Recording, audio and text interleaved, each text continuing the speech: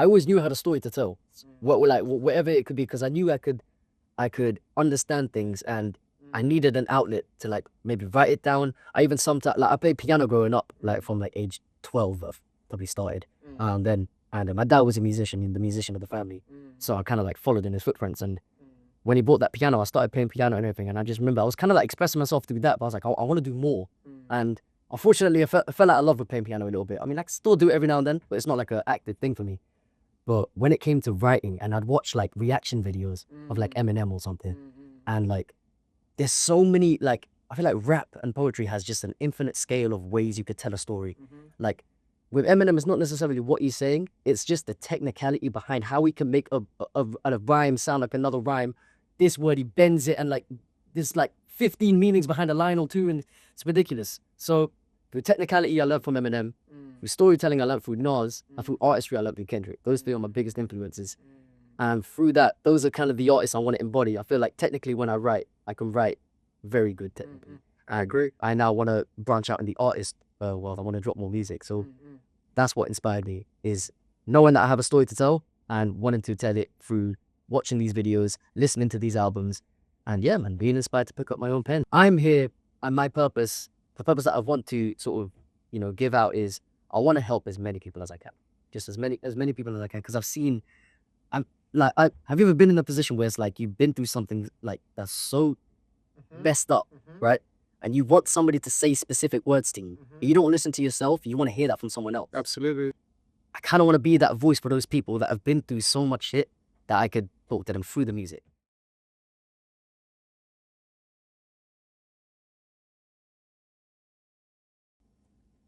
Hello. HJAY. Welcome to the show. Yeah, man, bro. Third podcast of all time. And yeah, man, it's going to be a fun one. It's going to be really fun. I'm really looking forward to this, man. Like I said just before we started, the reason I reached out to you, because I know that you're authentic, you're a great lyricist, you're a great artist, that matters to you, the art of it, the craft of it. 100%. And so, yeah, I wanted to get on here to kind of speak about rap a little bit, but also learn about you and your journey so far, and like where you kind of see rap as a craft. So thank you for sitting down with me today, man. Of course, man. It's a pleasure. Thank you very much. I always like to start at the beginning, like kind of like give people like some backlog on the person that we're sitting with today. Yeah. So the question I first thought of when I was going to speak to you today is like, what inspired you to write your first rap? What inspired you to write the first rap and create your first song? Do you remember? So many things. It's not even, I couldn't even like boil it down to one thing. I mean, I always loved rap growing up. My favorite rapper growing up was Nas. And then when I started to delve into more different albums, Kendrick became my favorite. When it came to like technical rap, then it was Eminem. So many different things that inspired me, life experiences. I think I wrote my first rap was in 2019. And I was 15 years old? So I got into high school and I released it as a song, and everyone was clowning. And to be honest, I would clown myself as well, because that was terrible. I never knew how to be on beat. I didn't know what flows were. And I don't even know what the hell I was talking about. I was just rhyming for the sake of rhyming. But it's actually mad that from there to now, I've been writing for 5-6 years now. And from there to now, the level that I've just gone is crazy. So if anybody's starting out, just keep going. No matter how bad you may be at the beginning, we're all bad at the beginning. Yeah, 100%. Just keep doing your thing, man. And I feel like there's such much respect in the fact that you started. Yeah. Like, those people laughing, like, cool. People are going to laugh, but you started then. If you hadn't started somewhere, they wouldn't be where you are 6 years later. I'm very grateful that I kept on going on. 100%. So you mentioned some people that I also really like, Nas, Kendrick, and Eminem. Let's take them one by one. Let's start with Nas. What makes Nas such a great rapper? Everything, bro. Literally, my favorite thing about Nas is his lyricism, as typical of an artist that is. But he was he knew exactly how to paint a picture. Like if you listen to Illmatic and listen to It Was Written, he knew exactly how to talk. Like you like, it feels like you're actually growing up in New York with him. Do you know what I mean? And like, Illmatic is such a cinematic experience from the start to finish. Yeah. To me, it's like, it holds a place in my heart as one of the best albums ever made. Not even just rap. And yeah, man, it's just the way, lyrically, there's some lines that he drops, like, even recently, well, I say recently, but this is like 8 years ago. He had an album called King's Disease 2. And he has a song with Eminem and EP.99. Check it out, it's amazing. He has a line where he says, they don't give you one single rose while you can smell it, so I pick from my own garden. What? Mad. Bro, like, he's insane. And the fact that he dropped 6 albums in 2 years, the King's Disease trilogy, the Magic trilogy, and they're all amazing. Can't put him in like the greatest conversation. Honestly, like going back, so I was one of those people that after I kind of like, you know, grow up and, you know, I start to go back. Exactly. Start to go back to all these greats and start listening to them properly. Jay-Z, Nas, and that era for me, just listening to those people again, made me actually deep. Like I had no idea about rap. Because like when you listen to like, for example, Illmatic and you understand the fundamentals of what he's doing. It's insane, man. It's an unbelievable album. It's every single time I listen to it, I feel like I pick up on new things as well. Like I don't understand how somebody could be that ahead of their time. Because he was what, 17, 18 years old? Which is mad, bro. That's 3 years younger than me, bro. And I can't struggle to write sometimes, I'll be honest. But he did that like New York State of mind. He starts by saying, "Oh, I don't have to start this." And then he goes off on one of the best verses I've ever heard in my life. He goes off on the maddest kind of like, and that's what like I feel like those moments make you fall in love with rap. Exactly. Or like just the lyricism. I feel like that's why I want to speak to about it today a little bit later about we'll connect with few rappers before we get there. Is the idea of like spoken word and the ways used by these people to get a message across, or like like you said, like a scene across. Like it's such a unique way.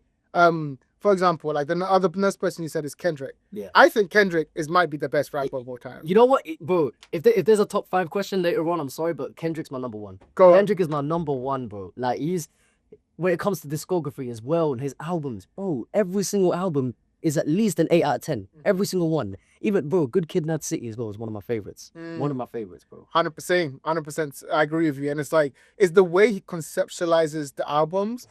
You know, it's the concepts behind them that's even deeper than like, because he doesn't just, you know he's got the talent. Yes, exactly. But he does it in a way which is like, okay, this I'm showing you this one from this perspective.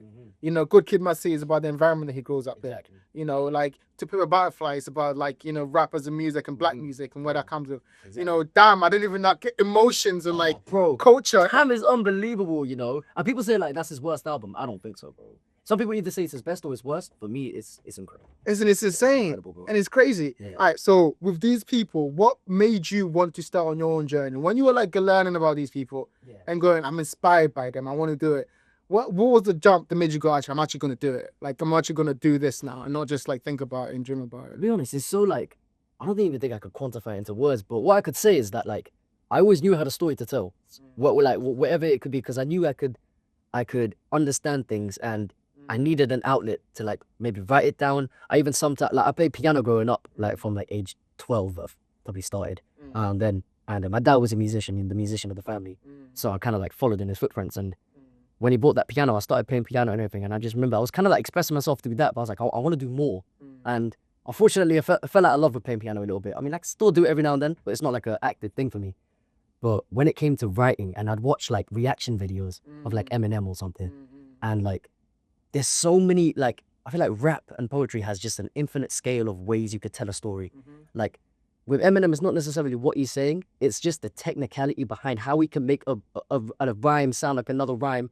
This word, he bends it, and like, there's like 15 meanings behind a line or two, and it's ridiculous. So, through technicality, I learned from Eminem.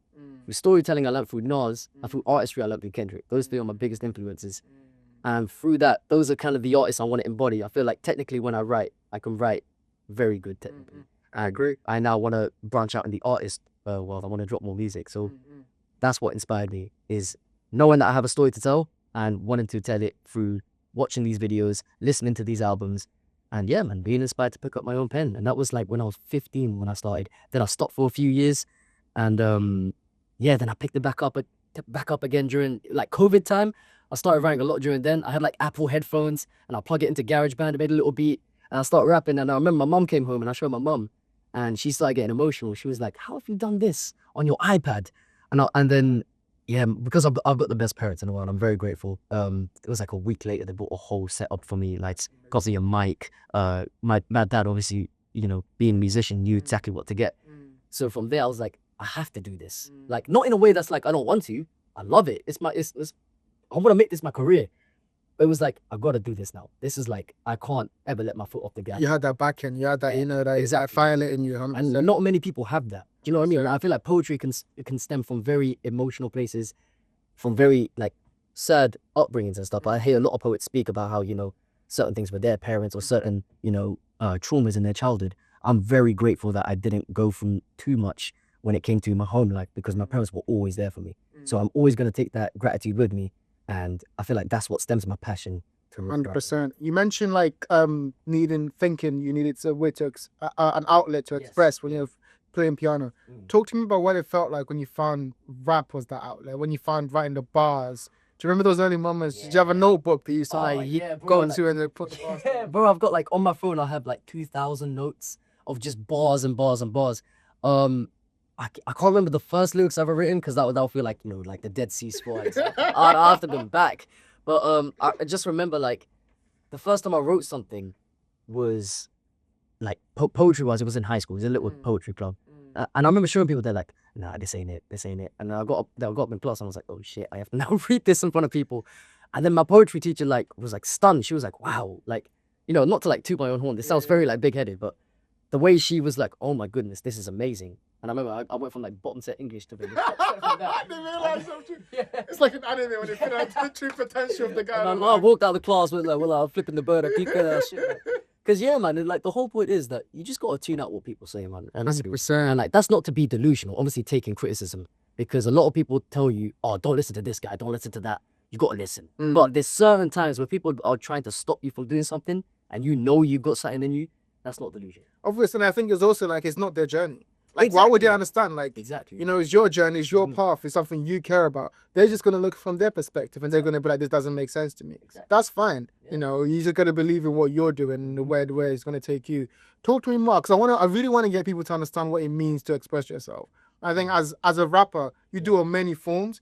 You do it like in live person, you do it on record, you do it when it comes to bars. So there's so many ways for you to express yourself. But like, what does that feel like? I'm trying to get you to understand what it feels like when you first understanding that I can express myself to people and I actually have the words to make sense of some of the stuff that's going on in my mind. Yeah. What was that like for you? It's very therapeutic. It really is. Because I remember growing up, there was so much going on in my mind that I couldn't even like, I couldn't put down. I couldn't like, you know when your mind goes like 100 miles per hour and you can't grab a thought and be like, oh, what is that? Just keep spinning until you get dizzy. But as soon as you can like just not even think too much and just write and be like, oh, okay, I see it. And then like you finally see what's going on in your head, because look, a lot of poets, a lot of rappers it's all in the mind. It's all creative, right? So through actually writing down my story, there were certain things in my life that had shifted my whole outlook and stuff. Through understanding myself, that's what made me not spiral out of control. Through understanding myself, through listening to music, because music is frequencies as well. And poetry is a lot more free flow. And I feel like poetry is there's a lot more freedom to it. There's no right or wrong in poetry. I feel like there can be quite a few wrongs in music. And that's not to say anything wrong about music, but when it came to poetry, just stepping in that room, there's a certain energy about it that is different to music. I feel like with rap, because there's a lot of bravado in rap, you want to be the best. You want to, if this guy's going to clash you, you want to clash him on the spot. You can't be like, no, I'm not going to rap. You know what I mean? But in poetry, no one's going to go, all right, clash me now. You know what I mean? Tell me about your story. My story is more important. It's never going to be that. But with poetry, it's just so much more of a loving community. And when you step in and then you start to say your story, there's a different understanding through that as well, when there's people clicking along. Like I remember the first time I stepped into poetry, I started doing drill music. I had no idea what it was or anything. This was a shitty little tune that I wrote when I was younger. And I walked in because I wanted to support my friend who was a poet, the narrator. I don't know if you might have heard of him. But he's headlined at Window to Spirits, BYOB before. And yeah, I went to support him. He's like, oh, it's going to be poetry, just a quite intimate night. And I was like, all right, cool, I'll just come perform something. And this is like the first time I got introduced to open mics. This is 2024. And I went in and I was like, oh shit, people are talking about some beats. and I'm going to come in saying, yeah, I'm the best, I'm this, I'm that. And I was like, oh shit. And then what I said was, give me a month. Come back to the next event. I love that. And in the next event, I kind of went like 5 minutes over the time limit because I had so much to talk about. And it was through that poetry night that I really started to understand myself through other people's stories. That's why it's so important. These kind of outlets, such as poetry nights, such as, open mics, music events, it's so important because you understand things about yourself that you couldn't even write, because there's other people that have walked that path with you. And, they separate into their own paths because there's infinite paths in life. There's 8 billion people on the planet.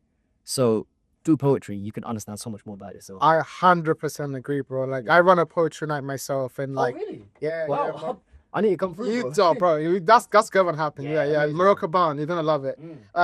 I want to poetry night myself, and like kind of like the one important thing I've learned is that idea of the connection, how it connects people. Exactly. I see people will come and then like they'll be able to see someone who also vocalize something that they've been thinking about, but they just didn't have the words for it. Exactly. And then they'll come and then they'll find that person and start speaking to that person, and then because in London there's like a sense of like, you know, like isolation. Yeah. But that's wiped away when someone speaks something that's so from the heart. Yeah. And then you're seeing this, but two people talk to each other and be like, Exactly. I relate to you. He's like, I relate to you. And it's like people who wouldn't even think would relate to each other will relate to each other. Exactly. And it just shows that like past all these like ideas of like, you know, me versus you is all like one. Yeah. And like that's such an abstract idea. But when you say like in practicality, poetry allows you to see that in practicality. It's beautiful. It's a beautiful space because everybody comes together and finally is vulnerable. You know what I mean? And like in a world that so much vulnerability is just hidden. You know, like you go to these spaces and everybody's finally themselves. You go into the space, you shake hands with people that are just Themselves. You know what I mean? You don't have to think twice about who they are. And encourages you to be yourself. Exactly. Because being yourself is the most powerful thing you can be. 100%. How important, no, speaking on that then, how important was poetry for you as a rapper to be in that kind of rapper that you are today? How did that help you there? At the start, I'll be honest, I was talking a whole lot of nothing in rap.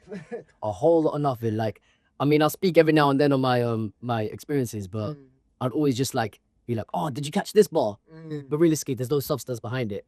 So going to poetry nights, I was like, oh, this is where the substance is at. Because there's certain people that aren't even doing like, you know, crazy triple entendres or, you know, they haven't got like, you know, they're spitting up words and it has different meanings and stuff. They're just being themselves. And sometimes the truth just bangs. You know what I mean? Like, 100%. they don't need too much doubles or triples or scheming or everything. Like, and I find myself getting caught in that trap sometimes where I write like a crazy quadruple entendre, but nobody really feels it because it's like, what are you talking about? Do you know what I mean? And it's about that accountability as an artist. So yeah, poetry really taught me about substance. It taught me about your life experience. Don't shy away from it. Just write it down. That's it. I completely agree. I think substance is like, as we spoke about all of those three people that we like that was what's so important. I mean, M was super honest about his life. Everything was going through. When I'm Gone is one of the craziest like So songs I've ever underrated, heard. man. You know Like, what not I many mean? people talk about that, but that song, It's first time I bang heard it, because it was emotional, man. he's being honest, he's being real, and like Kendrick has so many, and you know Nas has so many. Yeah. I think like when rappers, especially like the path that you take, like when you from poetry to rap, that path is so unique, but it also gives you so much to work with, and you can connect to your audience because you've got the skill, you've got the talent, you've got the skill, you've got the hard work. But when you connect to people, is when you really have the stuff so they can relate to. Exactly.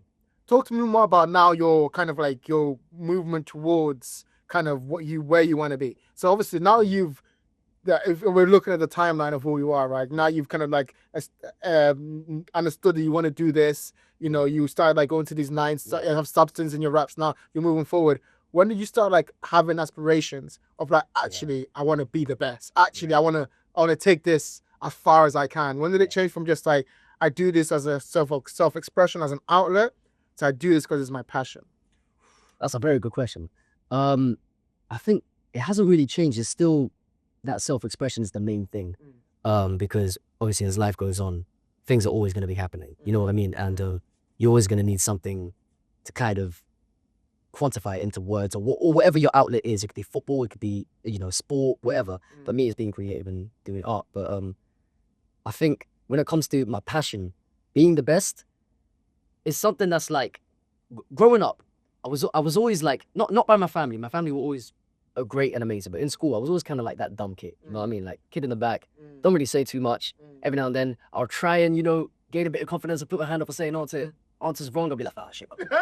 Do you know what I mean? And then I'm like, you know what? I ain't putting my hand up ever again. I'm gonna wait until I get my confidence back, put it up. Oh, shit, it's wrong again. And that kind of like, when I was young, in a weird way, kind of affected me in a way that I was like, okay, just kind of lay low a bit. Do you know what I mean? Like, you like, don't talk too much, don't do this, don't do that. But honestly, fuck all that, man. Be yourself. Because I think internally now, trying to be the best is like something that I feel like I have to do for myself. Just to feel like if I can be so undeniably good at something, I could do anything in that. You know, because I've put like, I've done my, 2,000 hours or whatever the second is. I've done that when it comes to writing. And there's always, you know, space for improvement. But if I can be the best, then that means I can go through anything in life and I know that I can overcome it because I'll use that as a benchmark.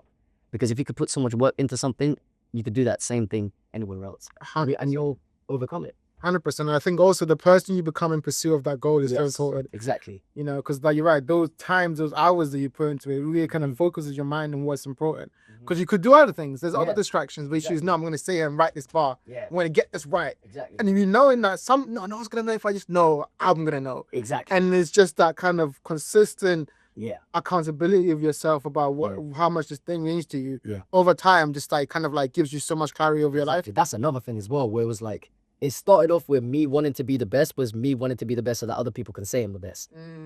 Because it was that kind of, what's the word I'm looking for? Not people pleasing, but validation. Validation, that's it, yeah. It was that validation that I was looking for at the start. Because I saw everybody, you know, the way they listen to Eminem's music and how he's like the best technical rapper ever. He is. Like, when it comes to technicality, this guy does so much to the point that you can't actually be better than him when it comes to technicality.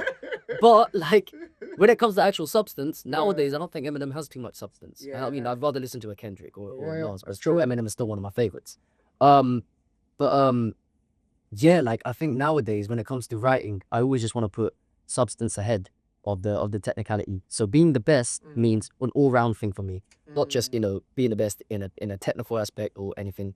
And it's for me. Do you know what I mean? Like I want to look at myself and be like, you know what? Yeah, I am the best. Not in a way that's like I would ever shake someone's hand and look down on them and be like, nah, you can never be me or something. I'll always encourage people. You know what I mean? Like, I have a friend, his name is Dannon, and he's 17, 18-year-old artist, and he's somebody who's been through a lot in life, and he's somebody that I look at as an inspiration because he's been through some stuff that is unbelievable. Yeah, he's still, every single day he's made a new song. He's like, yo, check this one out, check this one out. I'm like, bro, my emails are getting flooded. Like, my work rate's nothing compared to that.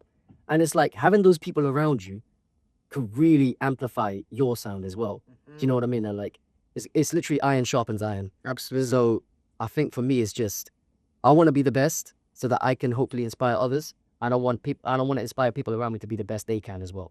So yeah, that's my main goal. And shout out to you, because you've been here and you shout out like 2 or 3 of your boys. So it's like, I love that. Now I see that because it's not, you make it a thing where it's not just about you. It's about putting on people that you know, that you appreciate too. So I think that's a really good like kind of like moral that you have. That's really cool.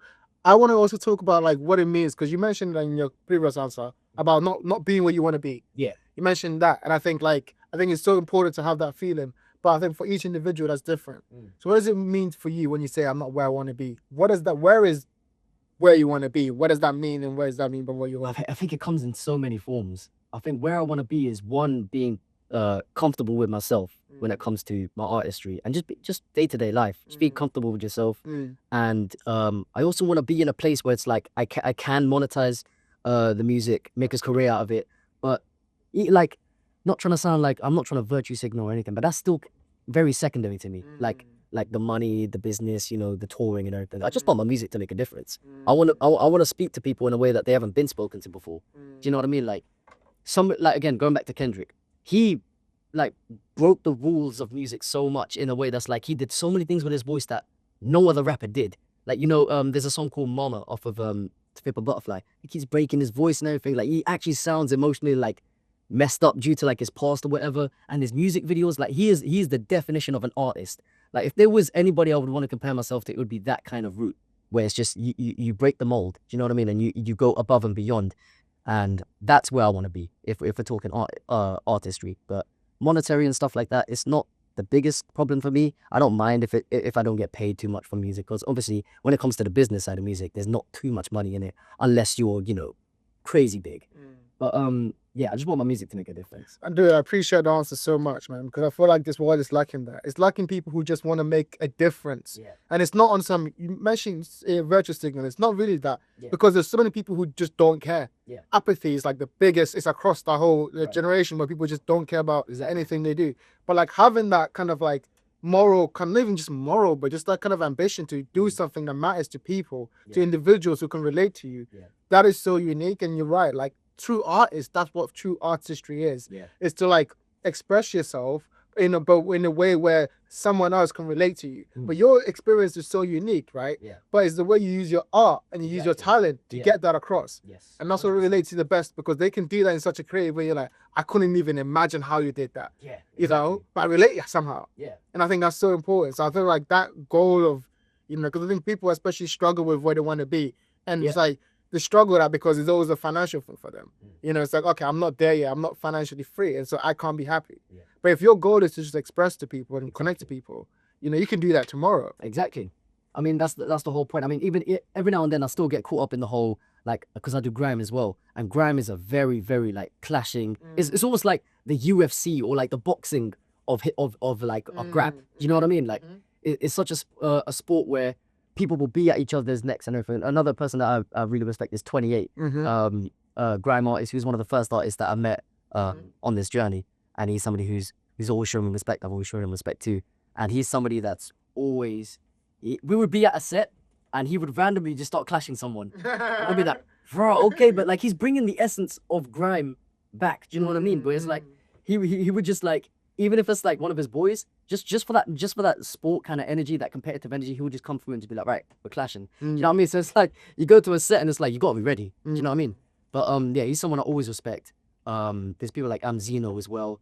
He's gone from, I remember where he was at the start, and just the growth he's done in a year and a half is insane. Like he's under the Scorch's sort of entourage. Wow. And he's brilliant. He's been on Link Up TV so many times. He has had his hardest bars that dropped recently. You should probably check that out as well because he went nuts. Let's talk about that then. Like, let's get into like from just the writing process to now the performance side of it. Yeah. I want to get into like what it means for you to be involved in a culture like grime and ciphering and like live freestyling, and that clashing mentality is the competitive mentality that you see as the essence of what grime is.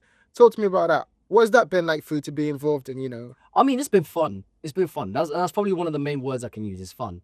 At the same time, it's not a space I always want to be around because again, I feel like that kind of energy can kind of be draining a lot. If you're always there, you know, with that competitive, right, and you go here and be the best performer, be the best artist, and be, you know what I mean? Like you're not being you at that point, but you're trying to be something else. You know what I mean? And I feel like stepping into these vulnerable places is like the balance between it is what helps me excel the most. So like now when I step into a cypher or I step into my first cypher was July 2024. That was like not even too long ago. That was like what, a year and a half ago now. Yeah. And I remember like I was with the likes of N3 Shakes, RB Hustle, and this was in a random tunnel in Shoreditch. And I'm from West London. Like we don't have spaces like this. Do you know what I mean? Like whenever there's an event, I'm like, oh God, where is it gonna be? North, east, south? It's never in West. We got nothing in West. We need more events in West, by the way. Shout out to that. Yeah, literally, man. But when I went there, I was like, okay, I had my head down and I was just like, okay, well, I don't know how to approach this because I've never been to a cypher before at that point. I never even knew what it was. I've always seen, you know, like Dave Street Cypher or like Getz or like Wiley or whatever, but I never actually knew how to approach it. Do I just start rapping now? Like, do I just? And then when I started, people heard my flow and they're like, raw, okay, like he's good. Do you know what I mean? But back then, I still needed to push myself a little bit more. But now, after practicing every single time and understanding, okay, this is how you perform, this is how you step into a cypher and everything. Now it's like I don't have any problems with confidence when it comes to a cypher. What have you learned about yourself and your craft from doing these different ciphers and these kind of? Yeah, like I feel like I recognized a lot of my talent through these ciphers and you know, these headline shows and stuff that we do, because at the same time, whilst you're you know, to people what you've been doing, because again, it's artistry, right? So going to these places and, you know, seeing the crowd go wild with like a flow switch up or like they catch a certain bar, it's like, okay, cool. Like I'm never gonna turn down validation. You know what I mean? And like in these certain spaces, it means a lot because as creatives, I'm sure we all go through this where every now and then you think, oh, am I actually good at this? Yeah. I'm like, is this actually what people want to hear? Yeah. And then you get kind of lost in that. But then when you step out of your head and step out of your home and you go to these events and you perform and you actually get that validation, it can set you back on track. 100%. Whereas the more time you spend in your four walls, you know, writing stuff, you're just going to keep on swerving. You're going to keep on going to so many different places that your head will take you. Because again, thoughts run at 1,000 miles per hour. 100%. Especially if you're creative. I think that's why creatives are almost people that have to pick that path. Yes. Because like if you just live with yourself without that outlet, you just kind of just go crazy. You can't really. You need the outlet. You need a way to kind of like get your thoughts into form, and like that way you can like look at it and like, okay, I understand why I think the way I think. Yeah. You mentioned about like people knowing what like good bars, or like going there and seeing a validation because you did something that was good. You know, how do you look at that? How do you look at like what to you makes a good bar? What to you makes a good, let's say, stanza? What to you makes a good song? What are the elements of that for you when you think about it? I think it depends. It depends on what you're trying to do with this song. If you're trying to do a song where it's literally just a freestyle, that you're not really talking too much about whatever, you're just trying to get something out there. Then I think the possibilities are endless. Basically, if you talk about anything, I think what makes a good bar is the technicality behind it. I think you're gonna have a bit of wordplay, you know, a bit of technicality, depending on what kind of artist you are. Not everybody needs it, of course, but I'm talking about what I relate to, what I would go, oh my god, that is insane. Like there's a person that I know, his name's AY. I'm shouting out all my boys, but AY, sure, literally, like the first time I had a studio session with him like 6 or 7 months ago, right? And he had a bar that said, I've never left yard with a strap, but today I'm going out with a bang. And I was like, that's hard. That's one of the hardest one-liners I've heard. That's good. But there's that double between that makes you kind of go, bro, that was hard. Do you know what I mean? And it's like that, it kind of shocks you and like grips you into listening. And I think for me, that's what I will listen to and be like, I connect to that more because I'm somebody who's very technical when it comes to my rapping. I love to have a good double or triple or like a scheme going on behind closed doors. Because when I make my music, I'm like, right, I want the listener to listen and catch everything that's face value. Because I'm quite calculated when it comes to my writing. I have face value lyrics and then I have stuff that's embedded underneath. That's like, if you're a real rap fan, you'll catch those meanings the more times you listen. And yeah, I think what makes a good bar is substance. You gotta have a direction of what you're talking about, technicality and delivery. Definitely, I think those three. And delivery means like cadence, you know, how you use your voice, you know, matching your voice to the certain energy of the beat, or yeah, whatever. Like, or even in poetry, match your delivery to the words you're saying. If you're saying something that's soft spoken, you don't want to shout that. Do you know what I mean? Because it would just fall on deaf ears.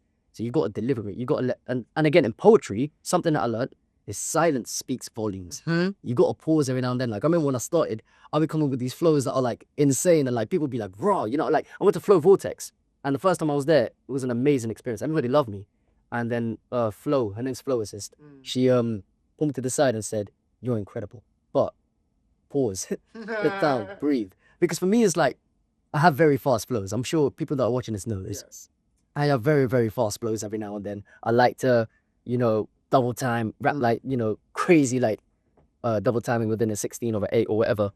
But when it comes to poetry, silence speaks volumes. And like Arcadia is one of my biggest inspirations when it comes to this.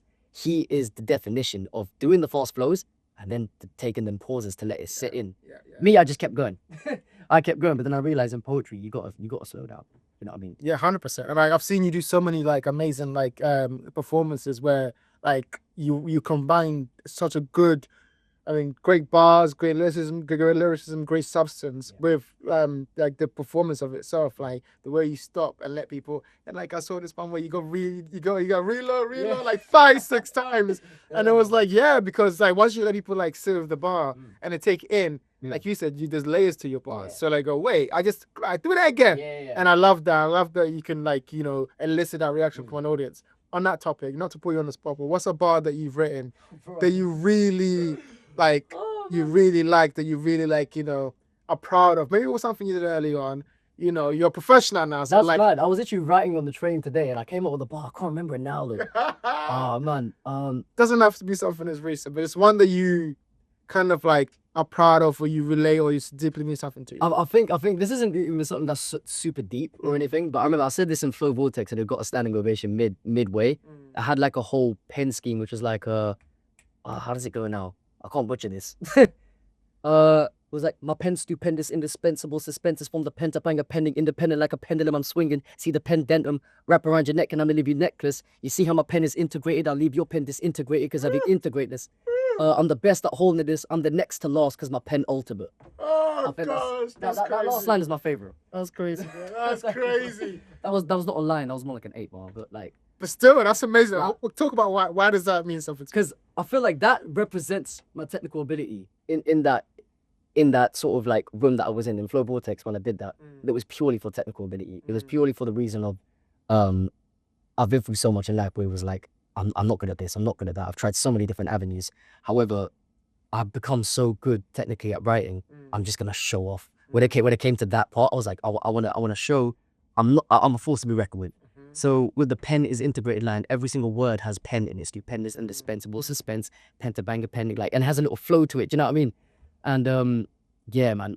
Like some of my favorite bars to do is like splitting words up, like integrateness.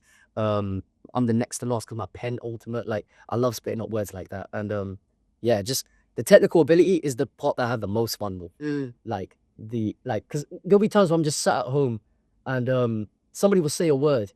Like my girlfriend, she always gets onto me for this. She's always like, just stop boring, just relax. I feel like, have you seen those like Eminem memes? Yeah, so he's like, he starts going off on people. That's me. That's literally me. Because I'm at home and I'm like, oh, and then my girl will be like, are you listening to me? So listening. Like, oh yeah, oh shit, sorry. Like she'll be telling me a story at work, and I'll be and she'll say like a word or something. She'll be like, oh, cashier. And I'll be like, okay, cash here or some shit. I'll be like trying to think of a scheme because my mind's always on the go, and yeah, I feel like the technical side is the part that I have the most fun with. On that topic, then, what is your creative process like? If say how you would, in your mind, once you get an inspiration and an idea or a bar or a lyric, how do you turn that into something that you're happy with at the end for it to be a song? Is it something that changes every time your creative process? Or is it like something you've kind of found? It doesn't change it doesn't change all the time, but it's definitely changed over time. It started like what I wanted to do at the start was, when I first started writing, I was like, all right, I want to be the best technical rapper. I want to be like that's my goal for now. And that was for like 5-6 months. What I would do is every single day, I would have 3 random words generated for the morning, 3 for the afternoon, 3 for the evening. And I would keep writing until I've made a bar that I've gone, oh shit, every single day. And to the point that like my notes got stacked and I would always have lyrics that like, so it became a point where it was like, if I was ever in writer's block, that was always something I could refer to. Do you know what I mean? And I would call it, well, not scraps, but it's like, it's parts. Do you know what I mean? Like parts that I could take and it'd be like, okay, this line fits here. There was a line that I had when I was talking about knife crime. And it was a line that's like, everything, I'm going to butcher this, but it's like, everything now is backwards. Guys keep blades in a drawer to reap a reward of status. If we flip the word drawer backwards, you get the word reward. Like, it sounds good. Like, I like to just, because it's, every word can be dissected. Yeah. That's something that I've realized is you can do too much, but at the same time you can't. Do you know what I mean? Where it's like certain words you can bend and like split apart and like I feel like in my mind I've got this constant like spider diagram where it's like this word means that means that means that. How can I link that word to that now? To the point where every single word is not wasted. Because I think words are so powerful nowadays, especially in the world where people are being silenced, you know, with everything going on in Palestine, you know, the more that people talk about, we've got so many people in Hollywood afraid to talk about it. Somebody who I really respect is Mark Ruffalo. He doesn't give a crap. I saw him, man. Yeah, 100%. And something that I respect because, you know, like with everything going on in Palestine, there's people literally being genocided right now as we speak, and silence and people complying against with that, just it stops an entire movement. You know what I mean? Like, sir. And it's saddening to see. So when we step in places like poetry, a lot of these people talk about these issues. And I think that's so powerful. Because the more we silence ourselves, the more victims will be silenced as well. People who don't have a voice. And they're the ones begging for you to talk. 100%. You know what I mean? Because we're so privileged. We're so privileged that we could sit here in this room. And, you know, we got these microphones and we could talk. Do you know what I mean? But there's kids right now in Palestine getting bombed. Like, you know, like you've got this crazy... Prime Minister, what's his name? Netanyahu. So I don't know how to say him. He's knob. Right. But like, and these higher ups, like they all run these countries and stuff that are just doing the most. It's correct to innocent people, and we need like now more than ever we need people to speak up. Do you know what I mean? Like, too many people are silent. 100%, bro. It's funny you say that. Actually, the person that was in that chair a couple hours ago, we were talking about that. So. I was like kind of like discussing with him about Africa, like how we had like Congo and Sudan as well. And what's going on. And at the end of it, I asked him like, okay, what, like more than just Africa, if you look around the world, how can people wake themselves up from this daze they seem to be in, because there's a responsibility that we all have, and our silence is just allowing these people to completely devastate the world. And what is our morals if we just allow them to do these things? And I think it's so important for creatives to come to that realization too. Is to actually, you talk about substance, creatives, you are the voice of that generation. Exactly. If you're quiet, then they'll be looking at this generation, but you guys didn't say anything. Exactly. Music is probably the biggest outlet of creativity that exists right now because of its accessibility. Anybody can listen to music right now. Do you know what I mean? And I think nowadays, this is not to disrespect anybody's craft or the way they do anything, but nowadays people are they're trying to jump on a trend too quickly. Do you know what I mean? But I find that if you go against the trend, that's so much more powerful. You know, and there's a rapper called Sincerely Keen, and he had a bar one time. I don't want to butcher this bar again, but I'm gonna butcher it. But he said something about free the guys, get the guys some new sponsors. But I say for free Sedan or something. Oh, I can't remember. I'm losing any sponsors or something. Oh yeah. So I think you might have heard it, but he put it perfectly, because everybody talks about free this guy, free that guy, and everything. But can we talk about freeing these people under actual scrutiny? You know what I mean? And leave people from pressure. Exactly. Because surely we're not that blind as a society that we can't see what's going on. Because the more that creative people speak up, because creators have nothing to lose. Do you know what I mean? They're stepping into a world such as poetry and music. They've got nothing to lose. They're gonna speak their truth, whatever that may be. So we need to listen. You know what I mean? 100%. We need to listen. Look, I always say this. I feel like the incentives are all wrong in the current system we have, and that's why it makes people act the same type of way. They feel like, okay, I can't say this because I'll get shouted about it. I'm thinking, but is that what you were doing it for? Are you doing it to remain popular? Exactly. And also look around. Exactly. The climate has changed. The climate wants you to say what you mean, wants you to say what you think. So if these artists are thinking I have to keep my voice kind of shielded, you're not doing it right. And also you can't chase fame. You have to chase legacy. You have to chase what it means for you to be there. Because people who look at Kendrick, once you get there and you're doing it real and you're seeing, people will appreciate, lift you up because you'll represent something they care about. Talk to me more about the craft. You talked about you setting yourself 3 words, morning, afternoon, and evening. That takes a lot of work. It is. Talk to me about the amount of hours in the craft and how much hard work you've taken to get to this point. It got to a point where every single day that I was writing, I was getting so technically gifted to the point that I just completely left the substance side of things.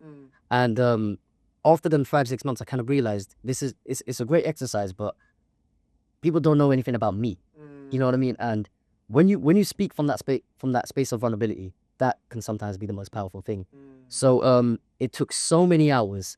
It was literally probably more than a few months. It might have been a year actually, of me just every single day, non-stop discipline, writing for about 2 hours a day. 2 hours a day from that would include the morning, and it would always vary. At the start it would be 1 to 2 syllable words, and then I switch, okay, let's do 3 and 4 syllables, let's even stretch to 5 syllables and see what I can do with these words. And it took so many hours, but I'm grateful I did it, because I've now built such a skill now where it's ingrained in me now, where I could write anything, and I'm confident in my abilities that I could get a powerful 16 or 32 out. And I'd say overall we're talking hundreds to thousands of hours.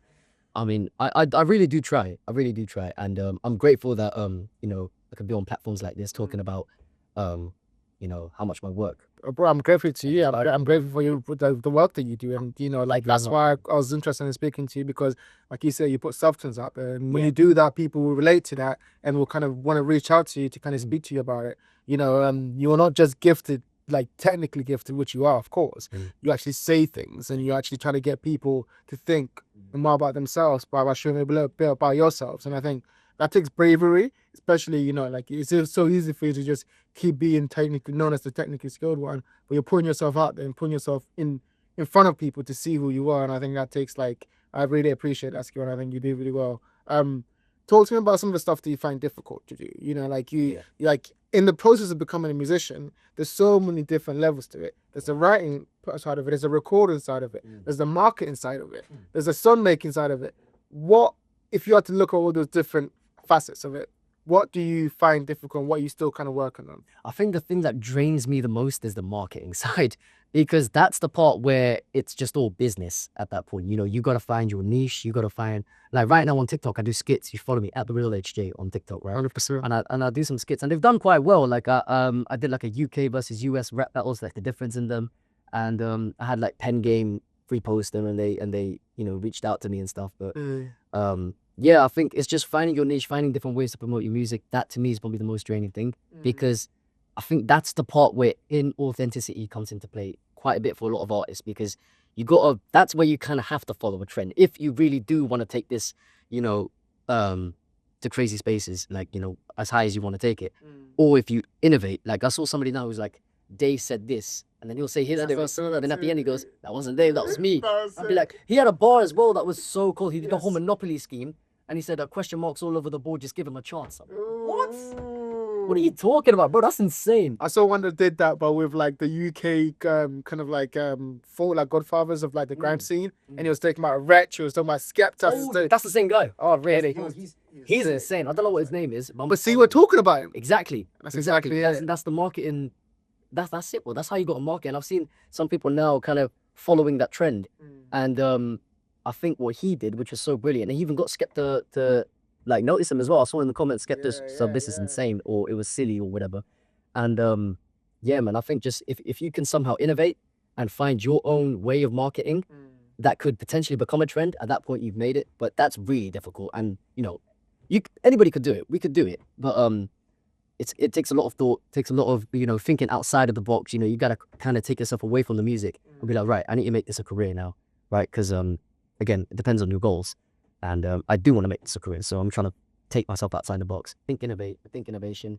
And I saw that guy do that video, and I was like, damn, I should have thought of that earlier, because that's so sick. But what do you think about that then? What do you think about the marketability of artists, and especially in the new age of like kind of like social media, and how artists are having to kind of like take their craft or their skill, or whatever, and like find new ways to kind of get it out to the audience? What do you think about the new kind of I guess the industry, what it is now when it comes to the marketing side, not just the creative side, on the marketing side, and how artists have to kind of like try to reach an audience in different, unique ways? How does that make you feel as an artist?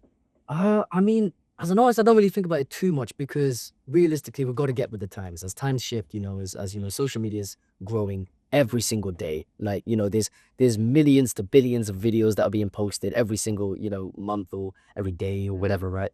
You kind of got to get with the times. But realistically, like if I was to speak like just in an ideal way, I wouldn't want to do any of that. You know what I mean? I would want to just, I'd rather stand on the street and busk, and like just people walk past, and then whoever's interested is interested. And it feels, people can look at it as cringy. People can look at it as like, oh, like you're never gonna go up from this or whatever. But honestly, I think you got to do what you got to do. I mean, I don't think it's cringe at all, but I'm gonna think like, because I'm a creator. Do you know what I mean? One of my best mates that I've grown up with, his name is Jeoffrey Online. He does amazing skits. He posts twice a day, every single day. He's been doing this for about 8 months now, and I couldn't be more proud of him, because he started doing YouTube and he loved it, and he's probably still gonna do it, but it kind of he kind of fell out of love with it a little bit and started to do skits, and his skits are hilarious. They're incredible. One of them actually got 700,000 views. Oh, wow. Yeah, you gotta show me afterwards. Yeah, of course, man. It's very relatable. Like, it takes you back to your school days kind of skits. I'm the cameraman for some of them, well, most of them as well. Not the viral ones. Like, it's so you can't take credit. I can't take credit at all. But yeah, man, he's doing his thing, and at the start it could look cringy. Yeah. But once you make it, it's not cringe anymore. It becomes a trend. What did you learn about? Yeah, sorry. What did you learn about getting yourself out there? Because I feel like a lot of people struggle to chase what they want because of that thing, the fear of like, okay, I'm embedded into a community, say my friends, they know who I am, they know this thing. And if I start going out of that, they're going to start laughing at me, they're going to start judging me. So they never do that. Forget all that. You can't think that way. I mean, unfortunately, it makes a lot of sense as to why people think that way. I thought that way as well by myself. But again, it's literally just, for me, I don't know, maybe I'm different, but when I start something, at that point it becomes like, right, my foot's on the gas now I'm going. You know what I mean? But the hardest thing for me is to start.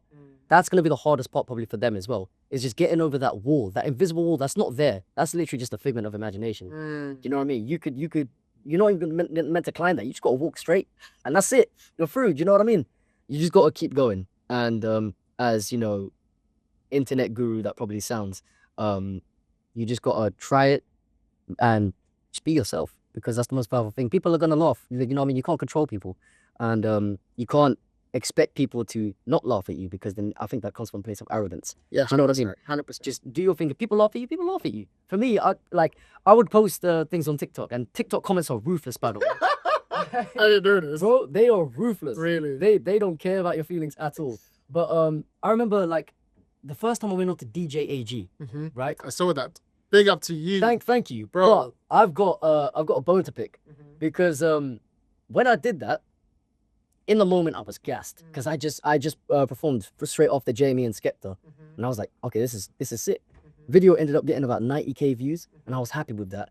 And then I was like, and then I saw the comments, and I was like, oh shit, this ain't great. Because it was like, what's this guy even saying? He's rapping too fast. At that point, I was like, damn. I actually went through like a bit of a mental phase where I was just like, let me just stop for a little bit. And I stopped for like a couple of weeks and spoke to a few people on Instagram. People like T-Cons, Lashante, shout out to them because they helped me a lot during that time. I spoke to T-Cons a lot, and he was somebody that said, bro, forget all that. Do you know what I mean? Your bars are so cold, you can have a slip up every now and then and it still wouldn't affect you. Do you know what I mean? And I looked at that and I was like, it really is just all perception. Because that was a time where people were laughing at me, people were making fun of me. You know, there's people in the comments that are like, oh, you are terrible. You are this, and that. I'm going to check out your page. And somebody said, even the rest of your stuff is terrible. And I was like, now you're just capping. Do you know what I mean? Like, there's no way you think the poetry and that is... Anyways. But it got to me. It did. So I remember the next time I did HJAY he was in Southall, and that's where I've grown up. And I was so nervous. Like, I was like... And this was to the point where I was already, like, I guess you could call it a seasoned performer, because I would perform, like, all the time. When I got there, and he called me up, and he took the USB. I could feel like my mouth was getting dry, like I couldn't breathe too much. And even then, I don't even think that's a great performance, but everybody seemed to like that one. And I feel like I had a redemption arc there. So you're gonna have these moments where it's like you might slip up, you might drop the ball. It could even be that chance that could have been your big break. But you're gonna get that chance if you're really good at your craft and you really put the hours in and you really try. You're gonna get that moment again. So I'm completely fine with that. Yeah, 100%, bro. I feel like you have to have a strong relationship with criticism, because that just is what it is. Like, it's got nothing to do with really reflecting of you. It's just how the people perceive your stuff. Exactly. You know, it's personal. And that's the thing. That's the thing. If anybody wants to start, people are never gonna. They don't know you. Do you know what I mean? These comments, they don't know you at all. And that's one thing that I've realized is, like, even now on TikTok, I would post. Nowadays, I don't really get too much hate because I'm cold. Do you know what I mean? But like, speak your shit. Yeah. But I don't get too much hate. But back in the day, I did. And it did get to me. But then you just got to realize, okay, these people don't know who I am. People don't know what I'm capable of. You know, as like Batman villain that sounds or whatever. Like, you got to just believe in your craft so much to the point that everybody thinks you're delusional. Yeah. But you know you're not. You got to keep going. 100%. Everybody in 2019 when I was in school was like, you're a shit rapper, you know. Like, there was this friend of mine, and he'll go like, I'm not gonna say his name, I'm not gonna out you, but he'll go, you're shit at this, right? Like you do realize, and I'll be like, what? I mean, I'm talking to you, like he's like pulling you to the side, like he's helping you. It was mad. He was like, yo, come here real quick, and I'll be like, yeah, what's up? He's like, you know that Trini drop? Yeah. I was like, well, you didn't storage, yeah? And he was like, nah, and I was like, what? I was like, nah, there's no way you think this and everything. And he was like, bro, I can't just drop it in it because people are making fun of you here. And if I listened to him, I wouldn't be where I am now. And like, right where I am right now isn't crazy. I'm like, I haven't done insane stuff. I mean, my biggest achievement, my most favorite achievement was I rapped with Coast Contra, and they said to me that my pen is incredible. So from there, I was just like, you know what? I've got the validation. Bro, and listen to what that guy said. He goes, you got to stop because people are making fun of you. Exactly. What's that got to do with anything? Exactly. You know, it's the perception of other people's judgment of you that's stopping him from doing what. That's just, you can't think about. Exactly. Like, and it is difficult. It is very difficult, especially if you've grown up in, like, I grew up in a way that was like, I wanted to please people around me. I was like, you know what? I want to do something that's so cool and that people around me be like, you're cool for doing that. Do you know what I mean? Because I was always that kid that was just like pushed to the side or whatever. And I feel like that stems a lot when I write. Because that's not something that I think I'll internally ever really get over. It's something that's kind of built in. So now when I write, I can feel myself writing for the sake of the validation. I'll be like, whoa, chill out. You're not writing with substance. Mm. You're writing just for a crazy triple that people can go, whoa, what the fuck? But it's about the substance. Yeah, that's the process, you know, like, and the fact that you realize that about yourself is even telling, you know. Yeah. I feel like that's like so important for artists to go through that journey of like figuring out what their voice is. I think that's when, you know, you figure, when you figure out what the voice is, then you start like crafting, you know, projects and like, you know, things like you can actually get it out there, get it to people, make them see. Yeah. On that point, where do you see yourself like going forward? Like you don't have to give me like specific, I'm gonna do this tomorrow or that. But just in terms of like, you talked about like what kind of artist you want to be at the beginning. What kind of work are you trying to kind of give to the people? What if people are kind of like expecting something from you to listen to this and go, okay, everything you said I really related to. Yeah. What can they look forward to from you? I mean, I always want to do something that's more conscious, something that's more you can think about. You know what I mean? Something you could take away and be like, oh wow, yucky. Do you know what I mean? And that doesn't mean I don't want to do like, you know, the fun hits here and there. I've got a song called Grew Up in West coming out, which is a lot more of a upbeat kind of vibe to what I usually do. Like I was in a booth one time with my friend. Arcane, an incredible producer, best producer out there right now. I don't care what it was. Jeez, bro, she's ridiculous. He's worked with incredible people. Mm-hmm. And the thing with him is he just knows exactly what sound I'm looking for. Like he's one of my best mates in the world. Like we just work really well. And like there's been times that we're making music and it'll be like, oh, I want to hear you on some more upbeat stuff. Do you know what I mean? Like you're always talking about this, talking about that. Like let's hear you on some upbeat stuff. And I remember we were just in his room. He's got his computer. He's got like, you know, his speakers. This is like 11 o'clock at night. Like we're tired. We're like, let's make a beat real quick. He made the beat in about 5-10 minutes, and I was like, that's exactly what I wanted. Like I told him, right, I want it to be upbeat, but I want there to be an element where you listen to me and you can actually hear what I'm talking about. Because Grew Up in West is like a face value look into my life, talking about things I've grown up with, and you know, just what West London is like basically. And yeah, just he did the beat perfectly, and then I was like, you know what, I want to record now. He put the mic up, we got ready, I recorded it right there, and that's it, man. Like That's amazing. some of the best things happen through like serendipity. Yeah. What does that tell you about the creative process? Like you just say, like you guys were just there, and then boom, boom, boom, you made it. Sometimes you don't even think too much. That's literally it. Like some of the best stuff I've ever written has been me not even thinking too much. Like one time I wrote a song called Two Sides to Every Coin, and that song to me, I wrote that in 5 minutes, and I was just sat down and I heard a Kendrick song. I don't even know what it was. The Heart Part 5, and for me that song, when I first heard it, I played it like 10 times, back to back. I spent like 2 hours just trying to dissect that whole song. And every single time, Kendrick pisses me off because he's so good to the point that it's like, you're just like, I give up. Do you know what I mean? Like, you're too good, man.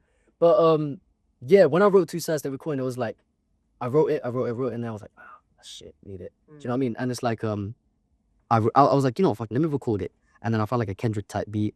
And I was like, okay, this is actually sounding all right. But then I still didn't like it. And then what happened was that I was fortunate enough to meet Roll Deep, Manga, Rochi, and sat down with Rochi in Rough Squad Studios, and he was like, "Show me what you've been working on," because he did like a writing, like a writing club. Yeah, like a workshop or something. Yeah, like a workshop. And I was like, well, I just want to go there because I want to have that link. And he heard me rapping and was like, yo, you're different. Do you know what I mean? Like not many men that are coming out right now can do what you're doing. And I really took that on board. And then the next time I met him was at the Rough Squad Studios. And I just decided I just wanted to speak. And the whole story is at the start. I don't want to say too much about the song. It's going to be on a project. The whole kind of essence of the song is why people do the things that they do. Why people do. Because I see so many people talk about knife crime, for example. And they'll be like, oh man, these delinquents and stuff. But it's like, you got to go into their mind for a second and be like, what made them want to do that? Do you know what I mean? And it's not like people say like, oh, it's poverty, it's this, but it's deeper than that. And that's what the song talks about. I'm not going to go too. I love that. And that's like, yeah, I think you're 100%. We need that. We need more sympathy. We need people understanding the perspective of other people. Yeah. That's how you connect people, especially in the time where it's like so divisive. Yeah. You mentioned a project. Like, is that an album on the way? Hey, man, look. I see you promoting and then taking it and then going like, guys, it's coming, I promise. Yeah. Look, you know what? My promotion game is dead. Like, you know what I mean? Like, I don't know how to promote. I know about it, so it's true. It's working. I know there's an album on the way, so I mean, I'll take that. Yeah. But I am working on a project. I'll say that much. Don't know if I'm going to make it an album or an EP yet. Nothing's set in stone. I've got a few tracks for it. There's but these are tracks that like I have a song concept where it's like you die too early and you're in heaven and you're talking to God, and it's like you know, I really want people to just, because we all get lost in life. We all get lost, and we're always like, oh, you know, I had a shit day because it was raining, it was traffic. But realistically, like, and that's okay. That's like a very human response. But sometimes take yourself back and be like, you know what, I woke up today. You know what I mean? Like, as corny as that may sound, but it's the truth. You know what I mean? And there's so much power in understanding the, you know, the cards you've been dealt are a lot better than a lot of other people's cards. And that's not to say your problems don't matter, but is to understand your problems and don't be deluded by it. Don't let them overtake you, because your mind is mysterious. It's going to come for you and it's going to try and attack you once you take control of that. I completely agree. And final question I always ask people is that you're an artist, you're a barra, you're a lyricist, you're creative, all of that, but you're also a person. So when you look out into life, Yeah. what meaning do you think is there in life? What do you think is the meaning of life? Wow, that's an amazing question. That's really deep. The meaning of life. There's so many meanings to the point that's such a big question. I think there's so many meanings. I think for me, my meaning of life, I think not the reason I'm here, that sounds very, but I think I'm here and my purpose, the purpose that I want to sort of, you know, give out is I want to help as many people as I can. Just as many people as I can. Because have you ever been in a position where it's like you've been through something like that's so messed up, right? And you want somebody to say specific words to you. You don't listen to yourself. You want to hear that from someone else. Absolutely. I kind of want to be that voice for those people that have been through so much shit that I could talk to them through the music. And as a person as well, like, I find myself sometimes getting too lost in myself, and I keep thinking about me all the time. And I recently got a dog. I got a Doberman puppy, and like, for me, it's deeper than just having a dog. You know what I mean? I feel like in a world where there's so much narcissism and so much, you know, just focusing on you, taking on a responsibility like that can kind of ground you a little bit. So like now I'm up at like 6 a.m. trying to like potty train in the garden and stuff. I'm like, oh God, please let me see. And then I hear a bark and I'm like, shit, Allah, get up. But it's the best. I love it because it's like, it keeps me grounded. It keeps me in a way that's like, right, routine, number one. Number two, I need to take care of her. She's a beautiful creature. Got to take care of her. Do you know what I mean? And taking on that responsibility allows me to kind of think about, okay, cool, I can't get lost and just think about myself 24/7. So yeah, I've been loving that. And yeah, my main purpose is I just want to help people. Bro, I love that so much. Everything you said there, man. Like, this is kind of why I reached out to you, because like, I had the feeling, I had that vibe of you that you're not just here for the creative, you know, pursuit. You're actually here for the people, and like the message you're trying to get across, the way you put all the hours into your work, and the kind of music you're trying to get people to listen to, is to help them, is to kind of give a little bit of yourself, but to kind of, like you said, put the words that people are looking for in those situations. And I'm so glad I got to speak to you today to kind of like learn more about that, the way you kind of think about your craft and rap, but also the way you think about, like, you know, what it means to be an artist. I think that's is unique to yourself, because you have your own experience and you have your own way of viewing things. But I think it's absolutely needed in the world today. You know, like we talked about before, like, you know, rap gets this bad rap of like, oh, it's all braggadocious. Yeah, exactly. But it's what it is actually, it's like it's a tool. It's a way people can use to express themselves. Exactly. And people listen to it. So how are you gonna meet those people that are there who like rap, who want to, you know, also kind of hear something that they can really take with themselves? Exactly. Like rap for me, like obviously growing up, I grew up a lot on Eminem. My dad is a very big reason why I've got an amazing music taste, because I was always listening to like Stevie Wonder, James Brown, Miles Davis, Luther Vandross, Michael Jackson. Yeah, bro. Like it's old school, but I love it because that's the foundation, sort of soul songs from. Exactly. And one of my favorite songs ever, Never Too Much by Luther Vandross. That kind of groove to it, right? And the difference in rap and that, I was like, this is still music, but the difference is so polar. It made me want to just like kind of like fuse the two in a way that's like cool. I could take like, and like Kendrick did this well. I think he sampled the Luther Vandross song on Luther, yeah. Yeah, literally. Still blurred, they called it Luther. Yeah, and then like I wanted to like fuse all my inspirations into one. I'm still, you know, finding my footing, and I'm still, you know, stepping through this path, and you know, every now and then you will tumble and fall off, but you just gotta get back up. Dude, that's beautiful, man. I feel like those two things signify the human experience, and what you're trying to do is merge that too, so you can, you know, really reflect what you kind of see. Hip hop is the youngest genre, And for me, like, you know, I understand why it gets a bad rep. And I think there's so much responsibility in being an artist. Do you know what I mean? And like, I'm not gonna, you know, shit on drill or grime or whatever. I think all types of music is incredible, right? But there's certain genres, there's certain, you know, ways that people talk about their life. You are kind of glorifying it. Do you know what I mean? Like, I think there's a real influence and a real responsibility people got to take. And I've got a song about that coming soon as well on some gets type shit. You know what I mean? On some slow rap, slow grime, not slow rap. But I want to talk about, one is when people lie in their raps. I feel like that's something that's me. I talk when I'm doing grime. I talk from a place where I could have been. I talk from a place where there was a really pivotal moment in my life. When I was about 16 or 17 years old. And it was really, really like, I went from being a boy to being a man like overnight. Like, I had to just kind of grow up in a very small space of time. And from there, I remember losing myself a lot. I was in a very, very mentally messed up space, to the point that it started to affect my mom, it started to affect my dad. And yeah, it wasn't great. But through music, that was the thing that pulled me out. And I've been like, okay, now I need to write. I need to get all this out. That's what stemmed my 9 words a day, 9 words a day, 3 in the morning, 3 in the afternoon, 3 in the evening. That's what stemmed it, because I was like, I need to get this out, because I'm seeing what it's doing. I'm seeing the effect. I'm changing in ways that I don't want to change. You know what I mean? And I've got to be there for certain people. And it was through music. And now when I'm on grime or something, and I talk with this like whole angry energy, as somebody who does conscious music and somebody who wants to make hip hop in a way that's like, I want you to listen. I want you to also understand that it's human to feel that way, where it's like, you know what, you do want to just sometimes slap someone in the face. Do you know what I mean? Because it is human. And if you disregard those feelings and be like, no, I'm not going to do this, then you're not human. You're being somebody that you're not. And you got to be your authentic self every single time, every minute and every hour of the day. Be authentic. And that's what it means to be a rapper. Exactly. Right there. That's right what there. Having both of that, being able to do that, listen to Luther Vandross and find a way you want to integrate the blows. I want to slap him, man, sometimes. Do you know what I mean? Like, with grime, because grime is, again, very, very, it's a sport. It's like martial arts when it comes to music. And like, the conscious rappers like golf, it's chill, you know what I mean? Like, but with grime, to get that kind of side out, if I didn't get that side out, I would have been on a very completely different path today, especially because of the people I used to hang around, the different kind of paths I walked. Like, I took a step and I was like, hang on a minute, I've been there, if I had to come, is this for me? Yeah. And as soon as I did music, I'm grateful to God that God gave me a sign. I'm grateful to my parents for being, you know, always by my side, always helping me out. My brother as well.